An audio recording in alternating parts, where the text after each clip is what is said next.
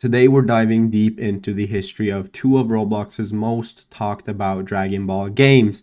The first one being obviously Dragon Ball Super 3, obviously better known as DBS3, and its successor Dragon Ball Xeno Multiverse or DBXM. This is going to be the full story and why DBXM is now apparently set to return within the next few months. I have also been given a tester role, so I'll be covering everything as this comeback unfolds, as much as I'm allowed to, guys, alright? One at a time, relax. I'm going to do as much as I can, show as much as I'm physically allowed to by the developers and the owner. And talking about the developers and owners, I just want to quickly shout them out. Thank you to all the mods, the devs, everyone in there has been so nice to me. And especially shout out to DBX. I'm pretty sure that's how you say his name.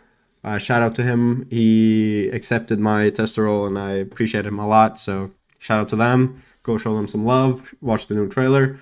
And we're going to be getting into that a little bit later. Now, let's start off with DBS3, where it all started. Before DBXM ever existed, there was DBS3. Dragon Ball Super 3 was the first major Dragon Ball Roblox-like project from this developer. At the time, when DBS3 released, Roblox didn't have that many serious Dragon Ball RPG experiences. There was Dragon Ball games, sure, there has been for a while, many years on Roblox since I was a kid, but very few had tried to create a full open world where you could grind, transform, and progress like an actual Dragon Ball character, and not to mention that you are your own Dragon Ball character, right? DBS3 filled that gap. For a lot of players, DBS3 was their first time flying across a Dragon Ball map, grinding stats, unlocking transformations, and feeling like they were a part of the universe rather than just playing a minigame. That's why people really loved this. They stuck around. They were really the first one to do this in a big fashion on Roblox, right? And honestly, they did it the best at the time. I'm not gonna lie, we had never seen graphics like that, characters that looked that nice for a Roblox game, in my opinion, right? Why did people love DBS3 that much? DBS3 wasn't perfect at all by any means, but it had vision. It gave players open exploration, transformations, quest-based progression, and a clear anime-inspired structure that felt different from most Roblox games at the time. The fact that the players made Wikipedias, guides, YouTube series, and tutorials for DBS3 says a lot. People do not do that for games they don't care about, right? They even had like different groups, universes where people actually took it really seriously, right? Even when DBS3 had problems, players were defending it like crazy because they could see what it was trying to be and what it could actually aspire to transform into, right? And for a while, that was enough for the players. But a little while after, the problems started to show, right? As DBS3 started to grow, so did its problems. Over time, bugs became more frequent, combat started feeling kinda inconsistent and not as fluent as it did in the start. Balance issues between forms became harder to manage, and every new update felt like it fixed one thing while breaking two others. The biggest issue wasn't that DBS3 was bad, it was more that DBS3 was built on a system that were starting to show their age, right? And again, at the start, this was more than enough. It was miles ahead of every other option we had on Roblox. So that's why people stuck around and they loved it. But as developers started to grow, as games started to get better, it kind of died down with the age, right? At that point, the developers had two options. Keep patching an increasingly unstable game or start over completely. The shift from Dragon Ball Super 3 to DBXM was a huge shift. Instead of endlessly patching DBS3, the developers made a bold decision, and that was that DBS3 would not be the final form. Holy corny, but that's where Dragon Ball Xeno Multiverse comes in. DBXM wasn't a sequel in the traditional sense, it was a rebuild, a remaster, a fresh start designed to do everything DBS3 couldn't, bigger systems, more ambitious mechanics, a multiverse concept instead of a single storyline. DBXM was, quite frankly, the developer saying, I learned from DBS3, now it's time to do it the right way. Now I'll just add a little comment here of my own opinion, right? The multiverse thing, I'm not a huge fan of. I'm gonna be honest, I do not like it because it shifts kind of too far from the canon anime, which I am not a fan of. The game had a lot of non-canon forms, and in the trailer we did see Super Saiyan 5. Again, not a huge fan, I'm gonna be honest here, but They can 100% make it work, and I will not complain at all if the game is as good as it's being told it is and as my expectations are. But I am not a huge fan of the non-canon Dragon Ball kind of storyline game, a lot of non-canon forms, but again, that is just me. I know a lot of people like it, so DBXM's rise was bigger than ever. When DBXM launched, the expectations were sky high, and at first it really delivered. DBXM introduced massive connected areas, parallel quests, god chambers, deeper progression systems, and a scale that instantly made it stand out among any Roblox Dragon Ball games. For many players, DBXM felt like what DBS3 was always meant to become. At its peak, DBXM was considered one of the most ambitious Dragon Ball experiences Roblox had ever seen. People loved DBXM. It had a passionate community, people made builds, guides, theory videos, and long discussions about the game's systems. Some players outright claimed DBXM was the best Dragon Ball game ever on Roblox, period. And for every person criticizing it, there was someone else defending it, saying that no other game even came close to its scope or potential. DBXM didn't just have players, it had believers, right? The people that fought for this game would fight till they died for this. They loved it. But sooner than later, things started to go wrong. Ambition comes with consequences, right? As DBXM continued to evolve, problems started stacking up again. Lag became more noticeable, combat balance issues became harder to ignore, progression bugs frustrated players, and frequent changes and made it difficult for people to feel secure in their progress. Then came the moment that changed everything. And if you are in the DBXM Discord, this is a lot of the things you're going to see that people hate on the devs for. The data resets and the shutdowns. They were promised that the progresses wouldn't be wiped, and then was followed by progresses being wiped anyway. For a lot of players, that was really the breaking point where they switched on the game and didn't enjoy it, which is fair, right? You got to be honest, that is fair. And the backlash was kind of crazy. DBXM didn't end with a farewell message or a clean send-off. For many players, it ended quietly. They logged in and the game was just gone. The shutdowns caused frustration, anger, and a serious loss of trust, as you can still see in the Discord today. Some players defended the developer, understanding how difficult projects like this can be. And that, by the way, that is 100% true. I really just think about it logically. Imagine yourself as a developer. What is the biggest goal you have, right? For some developers, it might be getting famous, getting rich, or just having a huge game with a lot of players that enjoy your game.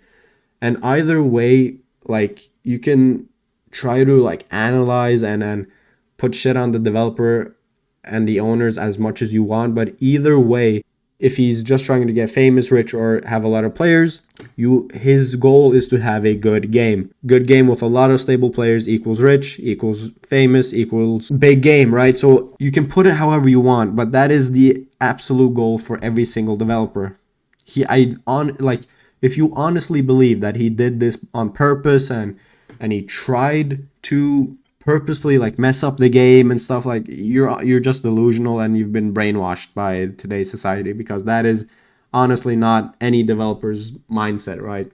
I honestly believe that he tried his best, and a game with that much just stuff in it and that many mechanics, it's bound to be hard, right? I would say this was the lowest point of the entire journey, in my opinion. But there were attempts made to fix things. Before going fully quiet, the DBXM went through multiple updates and reworks, balance changes, bug fixes, quality of life improvements, and a lot of other stuff. But by then, the damage was kinda already done, I'm not gonna lie. The community was split right down the middle, those who still believed, and those who felt like they've been let down too many times and really didn't trust the developer anymore. Now for the comeback. Years later, DBXM is back in the conversation. Why is that?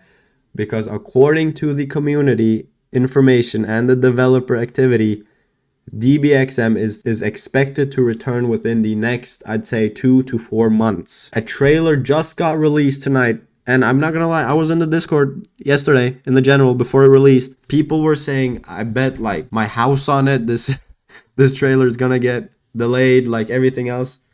Look what happened. The trailer dropped. That is a very, very good start. And it's a very good sign that things are going the right way. They've got the pace down, and hopefully the game will be out very soon. So again, a trailer just got released. Development appears to be active again. And this time I've been given a tester role, meaning I'll be able to bring early looks and real testing feedback and just honest coverage of what's actually changed and what's going on. Obviously, as much as I'm allowed to, right? I can't just leak everything, but I'll do my best and I'll try to get you guys as much content as possible because I know there's a lot of people hyped for this just as much as I am. And I just want to say one thing. I honestly believe this isn't just nostalgia. Don't be going in the comments calling me a nostalgia warrior. I think this genuinely is a second chance, right? Now let's quickly look at the trailer together here. I'm not going to be showing everything, but you can see here 2026. 2026. The first transformation, the short form. So in this game, you have a disabled cutscene, short and long cutscene.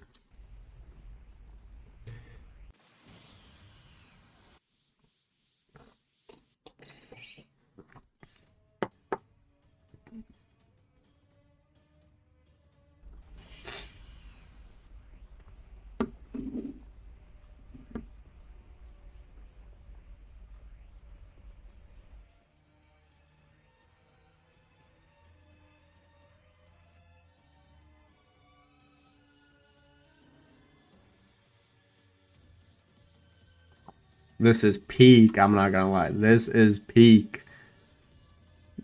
Now I'm gonna show you the ones I think was best. So I'm not gonna show you everything because it's 9 minutes. But the Super Saiyan 3 one was also cold, bro. This is so tough. This is peak. I'm not gonna lie, bro. Look at this animation, though. The face screaming.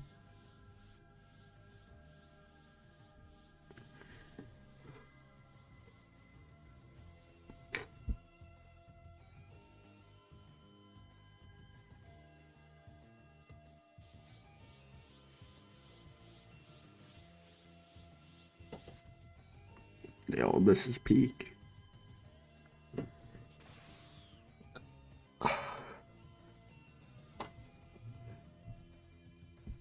Super Saiyan 3, the best Dragon Ball transformation ever made. Fight me. Fight me. This is the GOAT of transformations right here.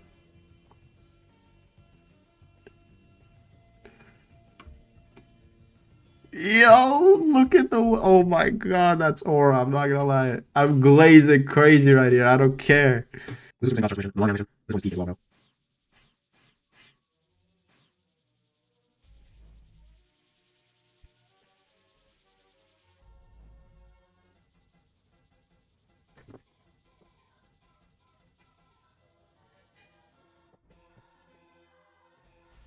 Vegeta crossing his arms, like... The attention to... Look at the feet touching the ground. Bro, the attention to detail here is absolutely insane. Bro, that is crazy. I'm not gonna lie. Honestly, this is the best one. I'm not gonna lie. This is the best one by far. The animation on this and the attention to detail is insane. Now, I'm not gonna show the rest of the transformations. Obviously, if you want to watch all of them yourself, I'll leave a link to the trailer down below. Make sure you go like and subscribe to the owner because this dude puts in crazy work just to get us these little improvements. And it honestly, it's insane that he even bothers because a lot of the other Dragon Ball games don't do shit like this, right? So let's just be honest, they don't. So go show love over at his channel. Now, just to end off, again, I'll say it once more. I don't like the multiverse thing, the non-canon forms, the non-canon fights and quest lines and stuff like that. That's just not my cup of tea, but there's no way in hell I'm not giving this game a chance. I'm going to be hard geeking this game is what I'm going to be doing when this comes out. It is going to be the best looking Dragon Ball Roblox game ever made. No, hands down, no questions asked, the best looking ever. And that's basically it, guys. If you're excited for DBXM, you know, subscribe. turn your notifications on. Again, I gotta test the role. I'm gonna be posting as much as I'm allowed to. Game testing is going to be available closer to the release date of the game, so I hope you guys subscribe and you're as excited as I am, because I swear I'm so excited for this game. Honestly, it's gonna be a nice change of pace and scenery from the other Dragon Ball games we're used to. So yeah, I honestly have huge hopes and huge belief in this game. I'm not gonna lie. Anyways, if you've played DBS3 or DBXM, let me know your experiences in the comments. If you're excited, skeptical, or whatever about the return, I want to hear it. Make sure you like and subscribe and stay tuned, because I'm gonna be covering everything. I hope you guys enjoyed the video, and yeah, I'll see you guys next time. Peace.